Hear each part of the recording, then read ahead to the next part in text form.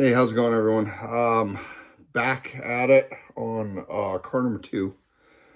Had to sit outside for a while because I was rebuilding engines and working on a motorcycle that, frankly, I'm really scared to start.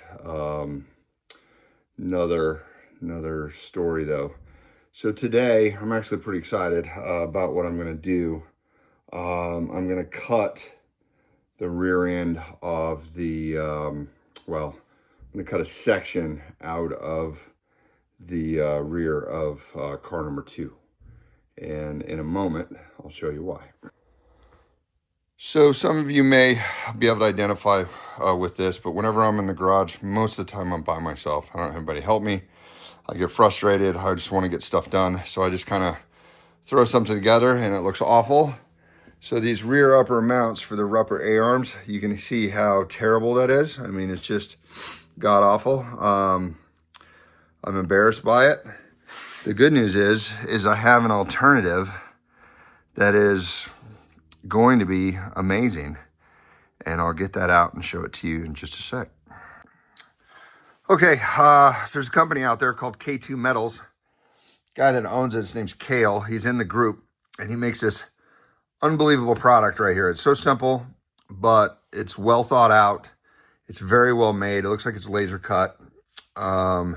Basically what this does is this replaces all of this stupidity.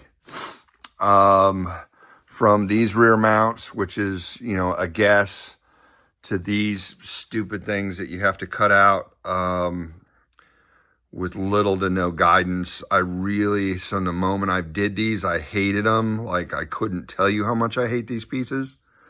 But I just thought, and there's just really no way to do this with this style chassis. So KJ has 2 forms of this. He has the alternative rear end. And when I bought my plans, mine didn't come with this, and I would have never have done these bends.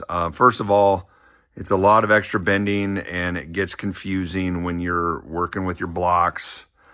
Now, if you take your time and you measure stuff, it's doable. However, basically only having these 2 bends here and here, and then leaving this coming down straight, it just makes these 2 bars so much easier to make. And then this thing is so clean, the way it's already curved and it all slots together and all your holes are there. It's just so smart. I mean, it's just so smart, and it looks incredibly professional, which is something that I think you want with these karts. And then it's also, KJ just leaves it up to you to figure out where all your points are. And if it's not square, it's just never going to be 100% right. So if you're ordering your car, whether you're getting a prefab kits or you're going to bend it yourself, do not skimp on this. It's not a lot of money when it compares to the time that I have into this nonsense. Like, if I would have done it, if this would have been out when I bought and initially started building these cars, this whole thing would have saved me a couple of days and a whole lot of aggravation, in the sense that just look at how bad of a job I did up here. I mean, it's just terrible. So had I finished this car and let it run this way, I would have hated it every time I got around it. I would have been angry looking at this. So I'm so glad that I can't thank K2 enough for building this. It's super smart. There's a couple guys out there with 3D printers and the intelligence to design this stuff. Take advantage of their work, pay them for their work, and it will save you a ton of time. And I think the end result is going to look like legit and professional rather than homemade. And it looks like somebody had, a moment of just sheer stupidity when they put this together. So I'm going to stop rambling and get to cutting.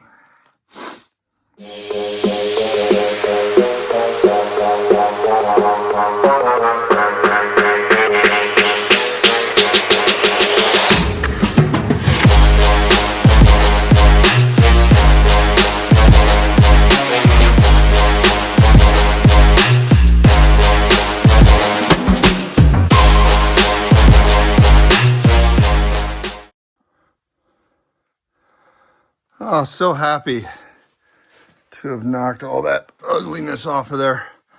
So you can see, cut it out. Next thing I do is I'm going to sleeve these. I'll put these down on first. And then before I weld anything, I'm just going to have it just leaning up here. Then I'll use the plates for the for all of this to make sure this is all where I want it. This is a hair wide for what he designed. And that, again, if you're building this and you have these, then you'll know that you're on your marks and you can square this all up. Same with these bars.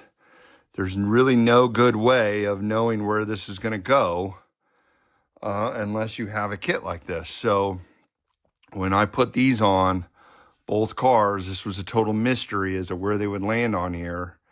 And I know the variable part of it is for what type of motor you're running, etc. But these things are a huge pain because they interfere with the sprockets, they interfere with chains. They're necessary, but for bracing in this back of this cage.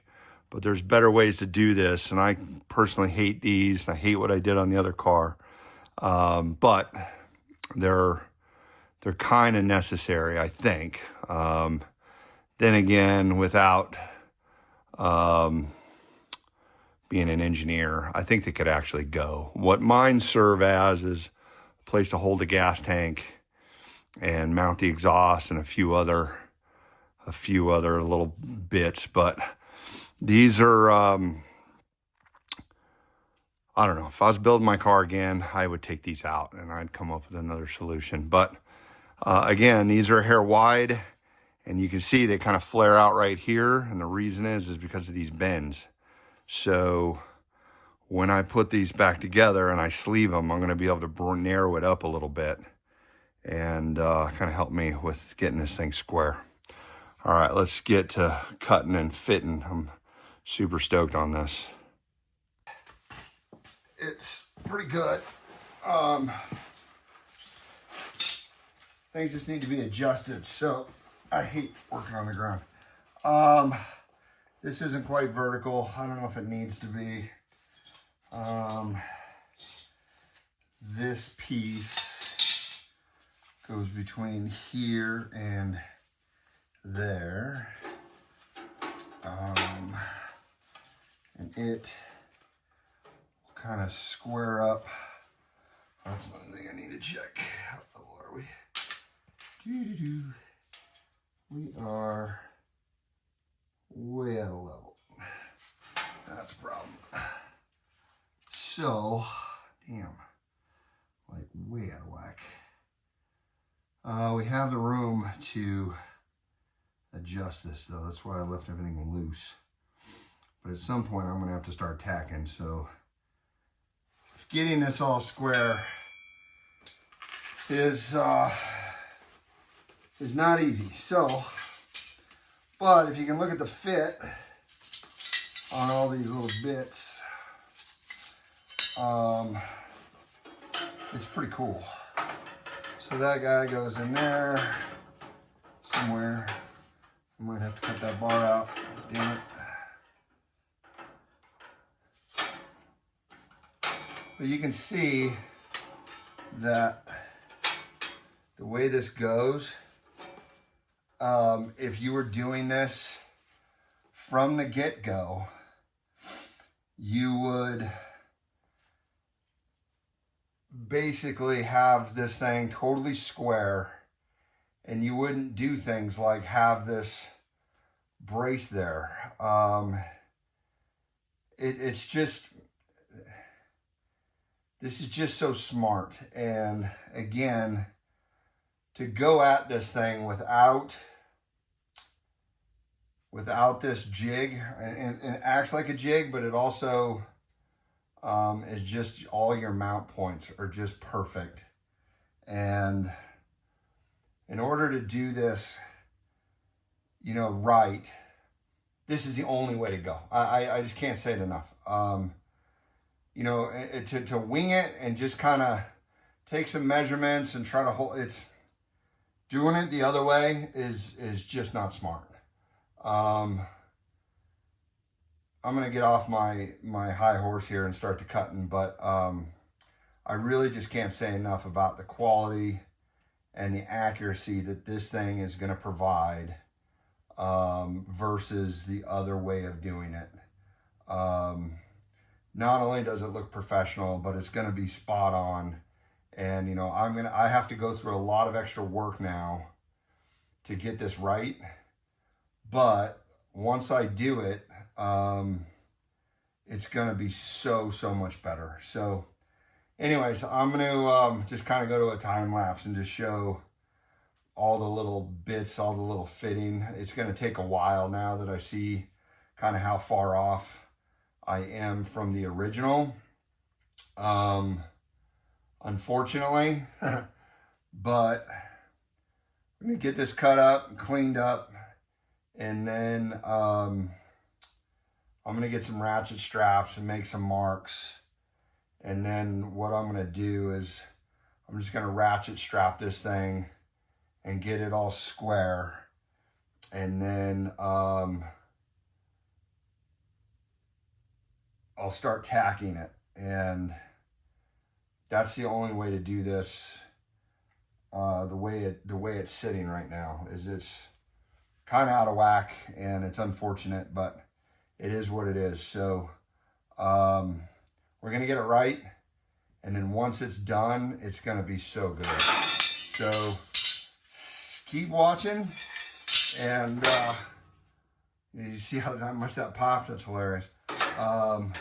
We're going to get this thing spot on. And when we do, it's going to be so good.